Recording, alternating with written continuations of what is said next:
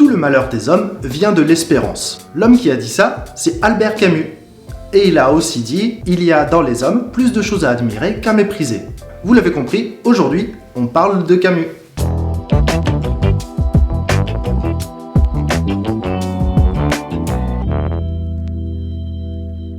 Pour être honnête avec vous, au début je ne voulais pas faire cet épisode sur Camus, ou en tout cas pas si tôt.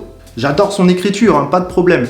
Pour moi, il reste l'un des grands monuments de la littérature française et sûrement le plus grand du XXe siècle. Mais je ne connaissais pas bien le personnage et je le trouvais plutôt ambigu. Mais bon, vous êtes plusieurs à l'avoir réclamé et pour des raisons que nous verrons tout à l'heure, il est plutôt à propos en ce moment. Donc je m'y suis mis. Et là, magie.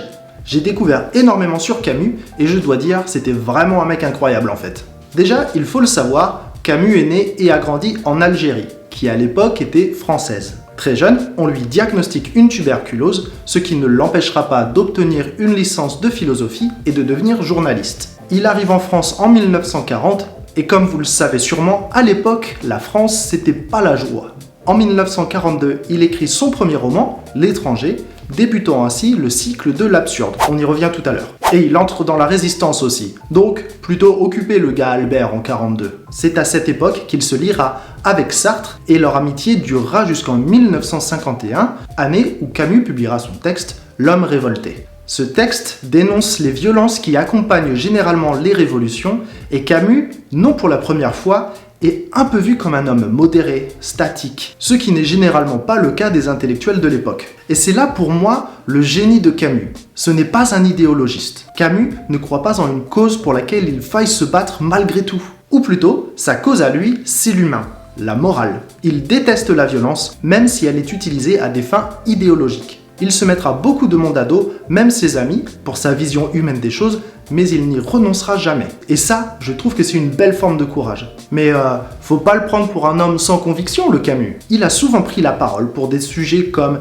les inégalités en Afrique du Nord, l'indépendance d'Algérie, le stalinisme et plein d'autres encore. Albert Camus, c'est en premier lieu un humaniste. L'humanisme, c'est une philosophie de la Renaissance qui met l'accent sur l'humain et ses capacités pour des valeurs morales comme la tolérance. En gros, c'est une philosophie super optimiste sur la bonté potentielle des humains. Par contre, Camus a une grande conscience de l'absurde qui reconnaît l'absurdité des combats de l'homme puisque chaque individu va de toute façon mourir. Pour Camus, le manque de sens de la vie n'est pas grave.